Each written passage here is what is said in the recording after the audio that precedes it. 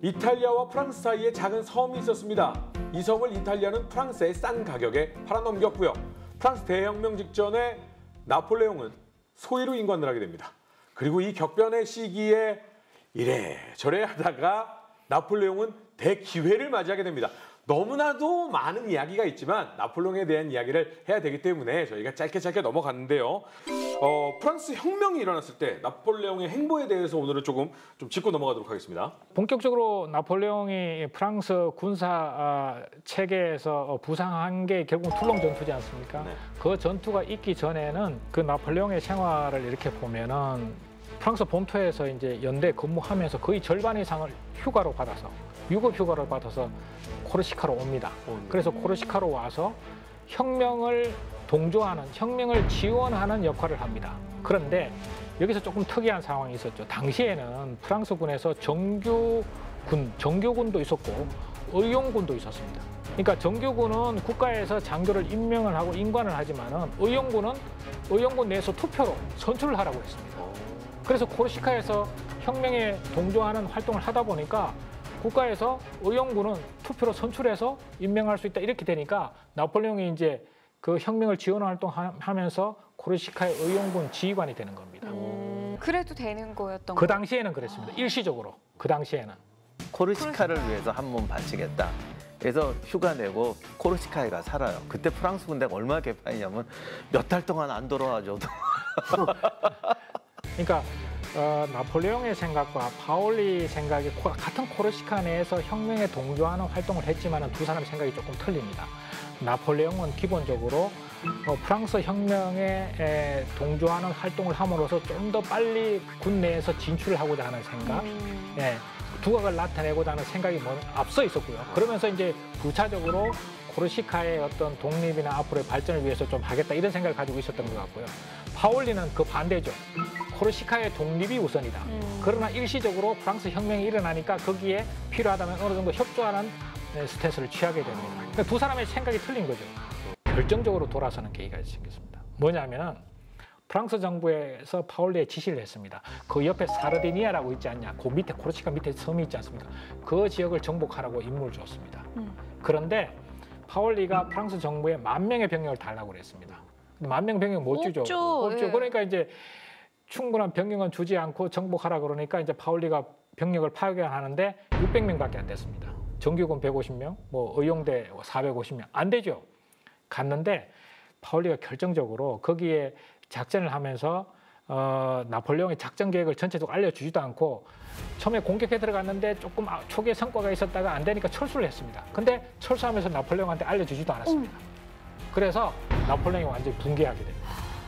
야, 이게 돌아와서 프랑스 정부에다가 파올리가 이렇게 했다. 진짜 이 사람은 혁명을 할 사람이 아니다. 다른 생각이 있다. 이렇게 이제 그 정부에 이야기하고 그러면서 이제 파올리도 이 사람 도저히 이제 나폴레옹을 믿을 수 없다. 그리고 이제 본격적으로 이제 코르시카를 독립적으로 끌고 가겠다는 생각을 하게 되는 거죠. 그러면서 완전히 갈라지게 됩니다. 그리고 나폴레옹의 그 집안을 습격하게 되고 그러면서 그 시점이 1793년도 6월쯤이 되면은 더 이상 나폴레옹 입장에서는 코르시카에는 어렵겠다. 이런 판단을 하게 되는 거죠. 나폴레옹 입장에서 보면은 코르시카 사람들이 나폴레옹을 별로 따라주지도 않아요. 그리고 이때는 좀 젊어가지고 이제 갑자기 환경이 만들어지니까 이것저것 막 한 모양이에요. 여기서 미친 듯이 열정적으로 하면서 하나도 성공을 못해요. 옆에 사람이 보면 다 실패했는데 나폴레옹은 거기서 실습을 다 한 거야. 프랑스 본토로 다시 돌아가는 시점이 1793년 6월 10일입니다. 툴롱 전투가 시작되는 시점이 1793년 9월 달에 시작되거든요. 그러면은 약 3개월 정도의 시간이 있지 않습니까? 이 시점에 과연 나폴레옹이 뭘 했느냐를 살펴보는 게 굉장히 흥미롭습니다. 아비뇽 지역에서 이탈리아 방맹군의 화약을 수송하는 호송대 임무를 수행했습니다. 근데 아비뇽에서 이탈리아 방맹군 쪽으로 가려면 어디를 거쳐가야 되냐면 마르세유를 거쳐야 되고요. 툴롱을 거쳐야 되고 니스를 거쳐야 됩니다. 이렇게 쭉 이어집니다. 여기를 왔다 갔다 하면서 3개월 동안 임무를 수행한 거죠. 네. 그런데 두 가지를 합니다. 첫 번째는 정치 에세이를 씁니다. 제목이 보케르의 만찬이라는 겁니다. 이게 뭐냐면은 나폴레옹이 이제 형식을 빌어서 하는 거죠. 음식점에서 선술집에서 상인을 만났는데 그 상인들과 대화를 합니다. 형식은 그렇습니다. 대화를 하는데 프랑스 혁명에 관해서 대화를 하는 거죠. 근데 결론은 국민 공회를 중심으로 프랑스가 단결해야 된다. 자코뱅의 논리를 쓴 겁니다. 써서 어디로 보냅니까? 로베스피에르의 동생한테, 오기스탱 로베스피에르한테 보냅니다. 딱 보니까 굉장히 그 자기들 이념에 딱 맞는 이야기거든. 이 똘똘한 녀석은 누구야? 예. 그때 대위밖에 안 됐는데. 그래서 그 중간에 역할을 다리를 놓아준 게 누구냐면 살리세티였습니다. 코르시카 출신 그 국회의원이었죠. 네, 코르시카 출신으로 제일 성공한 사람이에요. 제일 정치적으로 제일 성공한 사람이었습니다. 그 살리세테가 중간에 다리를 놓아서 오기스탱 로베스피에르가 군인들 중에도 이런 생각을 갖고 있는 애가 있구나. 그래서 딱 정치적으로 야야 신뢰할 수 있겠는데라는 인상을 준 겁니다. 그게 첫 번째 그거고요. 그래서 공금으로 살리세테가 그것을 출판도 했다 그럽니다. 두 번째 이 사항은 굉장히 우연적인 요소가 가미됩니다. 뭐냐면은 지금 프랑스 남부 지역의 툴롱을 공격하는 부대의 포병 지휘관이 되는 계기가 되는 겁니다. 이것도 우연이었습니다. 전혀 의도한 것이 아니었는데 첫 번째 우연은 9월 7일 날 툴롱 지역을 공격한 부대 포병 지휘관이었던 돈 마르텐이라는 대위가 부상을 입습니다. 전쟁터에서. 그래서 후임자를 찾아야 되는 상황이었습니다. 그런데 9월 16일 날 나폴레옹이 그 살리세테가 근무하는 지역을 지나갑니다. 지나가다 보니까 자기한테 그 자기 동향이기도 하고 또 지난번에 정치 팜플렛을 또 이렇게 로베스피에르한테 전달해서 도움을 줬지 않습니까? 살리세테가. 네. 고맙죠. 인사 한번 드려야죠. 인사 한번 드려야 되겠다. 네. 찾아간 겁니다. 딱 만났는데 그렇지 않아도 찾고 있었는데 그래 마침 잘 됐다 너. 너 포병이잖아. 이렇게 된 겁니다. 거기서 바로 네가 돈 마르텐 후임을 해라. 그 중에서 툴롱은 군항이에요. 지금도 툴롱이 프랑스의 군항일 겁니다. 가장 중요한 군항이었는데 여기서 이제 소위 보수파 왕당파의 반란이 일어납니다. 이렇게 되니까 영국 해군이 툴롱 항구에 들어오게 되고 나폴리 군인데 그때 나폴리가 스페인 왕국이었어요. 그래서 스페인령 나폴리 군대가 들어와서 이제 반혁명파를 지원하게 되는 거죠. 우리나라처럼 진해 같은 곳이 반혁명파의 거점이 돼버린 거죠. 외국 군대까지 들어온. 이렇게 되니까 프랑스 혁명 정부는 반드시 빨리 진압해야 되지 않습니까? 그래서 군대를 보내서 툴롱을 포위를 했는데 이게 괜히 군항이었어요. 바다로 들어가는 데는 완전히 요새가 돼 있고 그리고 세상에서 아무도 못 이기는 영국 해군이 지키고 있어요. 그럼 육지에서 들어가야 되는데 육지 위쪽은 다 산이고 고갯길을 통과해야 되고요. 툴롱 자체도 당시는 최첨단 방벽 요새화돼 있고 콘크리트 같은 초보적인 게 나오면서 이제 성형 별 모양 요새라고 그런 강력한 요새들이 생겼는데 그런 요새로 지키고 있었어요. 그런데 이 로베스피에르 정부는 군인들을 싫어하니까 사령관은 화가 출신을 안 채웠습니다.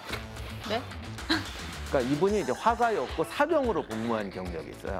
이 사람이 사령관이래요. 그래서 군대 내에 전문 군인이 별로 없어요.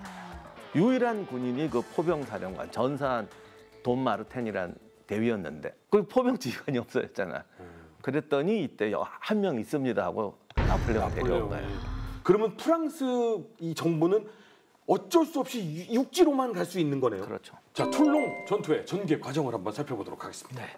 그 결정적인 국면의 양측의 전투력을 비교해 보면은 프랑스군은 약 32,000명, 영국군, 스페인군 합쳐서 약 22,000명입니다. 그런데 영국군, 스페인군은 전함을 가지고 있었죠. 70여 척을 갖고 있었다. 여기서 앞에서 말씀드린 대로 지휘관들이 프랑스군 지휘관이 준비되지 않은 지휘관이었습니다. 카르토, 화가 출신. 그다음에 두 번째 도페 사령관. 이 사람은 이제 의사 출신. 3주 만에 그냥 교체됐습니다. 교체되고 마지막으로 이제 그 디고미오라는 사령관이 들어왔는데 이 사령관이 이제 제대로 이제 전투를 지휘합니다. 11월 17일입니다. 그런데 이 지휘관의 교체 과정에서 나폴레옹이 뛰어난 정치적 공작을 합니다. 로베스피에르한테 편지를 씁니다. 우리 사령관은 포병에 대해서 전혀 운영할 수 있는 능력도 없고 이 제대로 작전에 대해서 할 수 있는 사람을 제대로 좀 보내달라. 이렇게 직접 편지를 씁니다. 어느 정도 고려해 줍니다. 그래서 지휘관이 계속 바뀌고 마지막에 이제 디고미오 사령관이 들어오면서 제대로 된 작전을 이제 하게 되죠. 그런데 11월 17일에 바뀌고 나서 일주일 만에 작전 회의를 딱 합니다. 해서 야, 내가 와서 판단해보고 해봤더니 나폴레옹의 작전 계획이 제일 정확해. 나폴레옹 작전대로 하자. 이렇게 결정한 시점이 11월 25일이었습니다. 그 사이 기간은 준비 기간이었습니다. 그럼에도 불구하고 그 준비 기간 동안의 과정을 보면은 일단 뭐 9월 20일 날 소규모 교전이 있었고 그 교전에서 결국은 이제 일종의 약간 이제 견제 공격 비슷한 본격적인 공격은 아니었고 투입된 병력도 적었기 때문에 큰 성과는 없었고요. 두 번째는 툴롱을 보시면은 이렇게 툴롱 항이 있고 뒤에 산이 있습니다. 산이 있고 동쪽으로 이렇게 들어오는 접근로가 있는데 이 동쪽으로 들어가는 그 공격을 맡은 사람이 라포이페 장군이라고 해서 프랑스군 사령관이 또 있었습니다. 카르토 장군 말고. 근데 이 사령관이 야 동쪽으로도 공격하겠다고 고집을 피우는 바람에 10월 1일 동쪽으로 공격을 했습니다. 당연히 실패했죠. 나폴레옹의 입장에서는 툴롱항에 저 만이 있지 않습니까? 쏙 들어와 있는 만의 그 툴롱항을 공격할 수 있는 포대를 점령하는 게 제일 우선이라고 생각했는데 그 핵심을 못 짚은 겁니다. 다른 사령관들은. 근데 이 당시 지휘관들이 너무 무능한 거예요, 사실은. 네. 저거를 계속 육지로 들어가자고 그랬는데 나폴레옹은 포인트를 딱 아는 거죠. 여기 핵심은 영국 함대다. 그렇죠. 걔들 없어지면 바다는 고립되고 끝나는 거거든요. 네. 그럼 함대를 쫓아내야지 왜 육지로 들어가냐. 그래서 사실은 저 제일 남쪽에 그 항구를 싸고 있는 방파제 같은 요새를 공격하자. 거기를 점령해서 함대에다 포를 배는 포격에서 못 이기면 바로 후퇴해야 돼요. 근데 당시는 지상포대하고 배하고 싸우면 지상포대가 이길 수밖에 없어요. 그러니까 여기를 점령하자 그래서 들어가도 되는 거죠. 그리고 여기서 이제 그 포대를 점령하기 위해서 또 포대를 구축해요. 포를 잡는 거죠. 이렇게 되니까 여기서 나폴레옹이 했던 중요한 일 하나가 유능한 포수나 하사관들을 끌어모으는 거였습니다. 근데 이게 우리들이 들으면 뭐 당연한 것 같잖아요. 그렇죠. 그런데 이게 이 당시 군대라는 게 좀 행정 뭐 이런 게 있어. 그냥 있으면 그냥 이거 써. 이렇게 되는 거예요. 나폴레옹은 이 훈련도 안 되고 뭐 직업군인 이래 봤자 그냥 시간만 때운 애들이고 실력이 있는지 없는지 알 수가 없어. 애들한테 물어봐서 수소문하면서 실력 있는 애들을 막 끌어모읍니다. 근데 이게 너무 당연한 것 같다고 생각할 수가 있는데 잘 군대 이렇게 하면 안 되거든요. 반역이에요, 잘못하면. 그러니까 이걸 한다는 건 이제 뒤에 든든한 백도 가지고 있고 사령관도 2명이나 날려버렸으니 뭐. 그래서 2단계로 이제 접어들게 되면은 그렇게 해서 모은 그 대포를 기록에 의하면은 한 100문 정도 됩니다. 그러니까 1개 포대가 9문 정도 되는데 그것을 총 11개 포대를 모았다 그럽니다. 그래서 툴롱항에 보시면 저 만으로 쏙 이렇게 튀어나온 부분 있지 않습니까? 입구 네. 부분. 저기 부분이 이제 명칭으로는 멀그레이브 요새 또는 이제 에케티 요새라고 하는데 이제 저기 멀그레이브 요새 앞쪽에 나폴레옹이 거기에 8개 포대를 배치했다 그럽니다. 그리고 저 위에 그 위에 툴롱 바로 왼쪽에 있는 요새가 말부스케 요새입니다. 저기에 2개 포대 그리고 나머지 지역에 1개 포대 이렇게 해서 멀그레이브 요새 앞에 전투력의 한 80%를 배치한 거죠. 그리고 말부스케 요새 앞에 한 20% 나머지 부분은 이렇게 견제 공격으로 이렇게 배치를 한 겁니다. 이렇게 딱 배치를 했더니 이 영국군 입장에서 가만히 보니까 자기네들은 본토에서 추가적인 전력이 들어올 수도 없고 대포도 가져올 수 없는데 프랑스군은 계속 대포가 증가되고 있거든요. 그렇죠. 시간이 지나면 어떻게 됩니까? 저 만 입구 못 빠져나가면 전멸이죠. 그렇죠. 이 시간이 자기 편이 아닌 겁니다. 네. 그래서 11월 29일 날 먼저 영국군이 공격을 먼저 합니다. 주 공격 지점이 말부스케 요새 앞쪽으로 공격을 했다고 나옵니다. 그런데 여기서 나폴레옹이 직접 이제 프랑스군 지휘관하고 그 반격을 지휘하면서 아주 그 큰 성과를 얻게 되는데 영국군 오하라 장군을 포로로 잡게 됩니다. 와. 영국군 지휘관을 포로로 잡은 거죠. 그 지상군이 말부스케 요새에서 방어를 하고 있다가 지금 기다리면은 오히려 더 불리하겠다. 차라리 공격해서 한번 저 요새 치자. 그렇죠. 공격 준비를 방해하기 위해서. 그렇게 공격해 들어갔는데 프랑스군이 가만 있을 수 없지 않습니까? 그래서 또 반격을 한 겁니다. 그 과정에서 나폴레옹이 앞에 가서 지휘를 했고 그 과정에서 영국군 장군을 포로로 잡고 사실은 2단계가 되면 이미 주도권이 이제 프랑스 쪽으로 넘어가기 시작했다고 볼 수 있습니다. 예. 이제는 마지막을 어떻게 장식하느냐만 사실 남아있는 거죠. 예.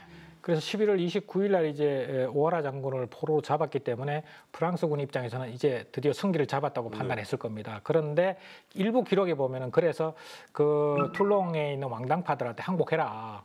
뭐 이런 협상도 진행되고 있었다 그럽니다. 어쨌든 간에 그 이후에 이제 마지막 공격 준비를 철저히 한 거죠. 그래서 12월 16일 날 최종적으로 총 공격을 개시를 합니다. 저기 멀그레이브 요새를 점령하고 최종적으로 저 만에 완전히 대포를 배치한 시점이 12월 18일 날 완전히 이제 툴롱항을 공격할 수 있는 준비까지 완벽하게 배치를 딱 하게 됩니다. 요새를 점령하고 그러면서 그 시점에 이미 이제 영국군 입장에서 야 이제 빨리 빠져나가야 된다. 더 이상 여기서 버티다가는 함대가 전멸할 수도 있겠다라고 생각하고 19일 날 새벽이 되면 다 빠져나가거든요.